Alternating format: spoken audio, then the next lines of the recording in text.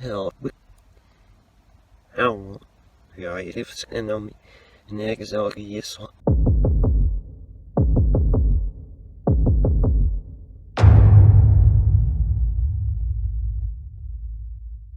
Hello, hello, what up? It's John, your movie madman, and I'm back. But I'm gonna go now. I'll see you guys again in my next video. Alright, goodbye.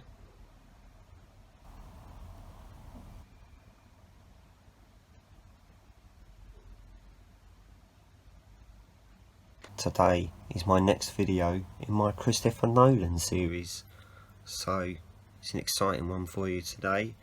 If you could like this video and subscribe to the channel, that would be so nice.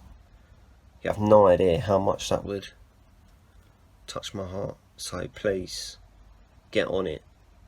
I'd appreciate it so much. Today we're going to be talking about Memento, Christopher Nolan's second feature-length released film. Some people think it's his first film because other people haven't heard of the film I talked about last week, but we're talking about Memento today. I've reached 67 subscribers now, so getting close to that 69. I might actually have to make that video soon, so that's going to be interesting. But that's it from me for today. Memento is the famous film that is the confusing one. It's one of his confusing ones, especially timeline wise. That's Memento for you. Really interesting review for you there. I thought you'd be really excited to see that.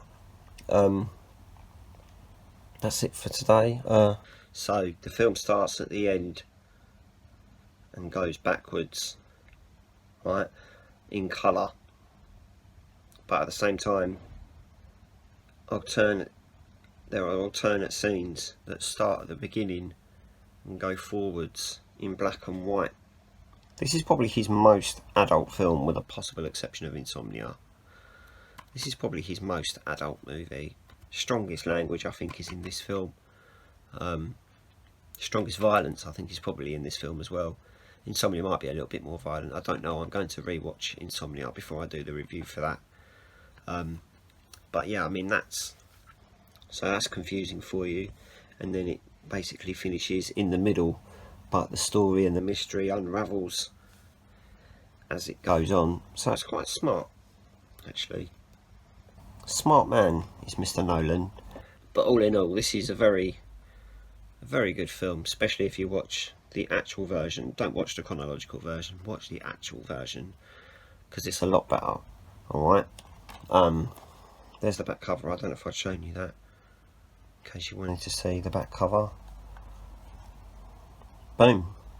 So you got colour scene, black and white scene, and then the next colour scene is the scene before the colour scene that you've just seen, and then the next black and white scene is the scene after the black and white scene that you've just seen, and then after that the next colour scene is the scene before that colour scene that you just saw, and black and white is after, before, after, all the way down to the end of the film.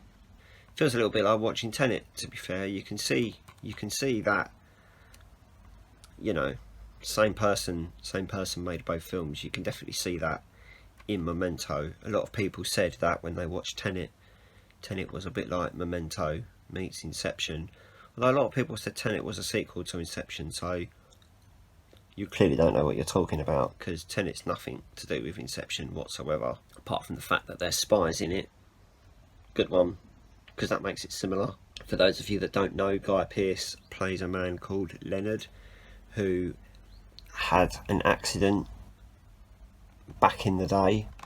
As of the point of the timeline of the story, he had an accident in his past. He can't make new memories. The last thing he remembers is his wife being murdered, and he is trying to find out who has murdered her, basically. There's also a really interesting bit at the beginning where throughout the credits you can see Guy Pearce's character looking at a Polaroid photo, and he like shakes it. Obviously when you take a Polaroid picture, you take the picture out and you shake it, and when you watch the film it's going backwards, so the picture starts off with a clear image, then he shakes it and the image disappears a little bit, and then he shakes it again and the image disappears a little bit, and then the Polaroid goes back into the camera.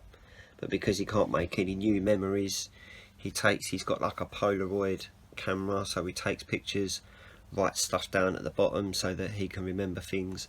He's also got tattoos on his body which are like clues to who murdered her and things like that. I think it's very badly edited. If they wanted to make this really cool special feature of watching it in chronological order, they could have edited that a lot better. So I have no idea why they felt like they had to do it that way. I don't really see the point of the tattoos, to be fair. Bit silly. I thought, what's the point? Like, just get a notebook, mate. You don't need tattoos. Just get a notebook and remember where it is. Keep it in your pocket. And then, because like when most people forget stuff, they're like, oh, is it in my pocket? Oh, there it is. Sorted. So he didn't really need to get tattoos. He probably could have just got a notebook. Also, what I found when I watched the chronological version is that I found it really boring, but also I found it looked like it was really badly edited. It's like they literally, when you watch the film, the scenes that go backwards, you see like a brief moment at the beginning, and when you see the next scene, you see that brief moment at the end of the scene, so it like joins them together. But in the chronological version, it repeats those bits, so you keep seeing the same bits over and over again, and it keeps repeating. Same with the black and white stuff going forward. Visual perspective wise, this film is shot on film. It's not old, it's made in the year 2000, so it's not old. I don't know many people that have watched the chronological version of Memento and not found it boring, because it explains everything before it even happens. So that's probably one of the reasons why the way it being edited was worth it. But Carrie-Anne Moss is in it. If you guys remember Carrie-Anne Moss, she played Trinity in the Matrix trilogy. She's in it. Joe Pantoliano, the other bloke that's the main character in it that's got glasses, who's obviously, well, I say obviously, he's in the first Matrix as well. They've hidden a special feature on this disc, and I'm pretty sure you can look it up on YouTube or Google it, you can find it. It's called The Beginning of the End, and that basically starts at the beginning and plays out the whole film chronologically, which, to be fair, makes the film really boring. But yeah, I mean, those characters kind of realise Leonard's condition, start taking the piss out of Leonard, taking advantage of him, that sort of thing, working out that they can do things and get away with things and things like that. So it all gets explained as it goes along, which is, it's quite smart. This one is 1 hour and 49 minutes long, so it doesn't even hit the 1 hour and 50 minute barrier. So there's also, interestingly, this is very interesting actually, you have no idea how interesting this next bit is. You know, it's quite smart the way it's done, the way it's edited. I think I really enjoyed, it's one of the things I really enjoyed about this film was how it was edited. It's not an overly long movie though. I mean, it's under 2 hours. It's one of Christopher Nolan's short films, considering most of Christopher Nolan's films push over that 2 hour and 15 minute barrier. I'd say most of Christopher Nolan's films do that.